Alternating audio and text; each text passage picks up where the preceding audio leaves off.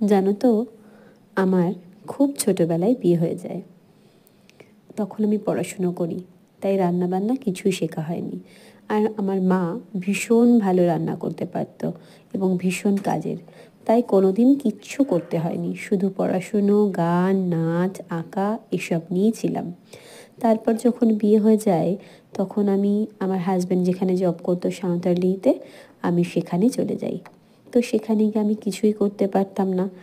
তো যেটুকু পারতাম সেটুকুই করতাম। বেশিরভাগই আমার হাজব্যান্ড আমাকে সাহায্য করে দিত, হাজব্যান্ড আমাকে শিখিয়ে দিত এবং অনেক ভুল ত্রুটি থাকতো রান্নার কাজে, কিন্তু আমার হাজব্যান্ড কখনো কিচ্ছু বলতো না যে এটা ভুল হয়েছে, এটা ঠিক হয়েছে, এটায় নুন কম, ওটায় ঝাল বেশি, কিচ্ছু না। তো আমাকে ভীষণ হেল্প করতো। ও বেশিরভাগ রান্না করে আমাকে খাওয়াতো। তারপরে একটা টাইমে যখন আমি বুঝতে পারলাম যে আমাকেই রান্না করতে হবে, কারণ সেখানে আমার শ্বশুর শাশুড়ি, মা, বাবা কেউ যায়নি, আমি একা গিয়েছিলাম। আমি আর আমার হাজব্যান্ড থাকতাম।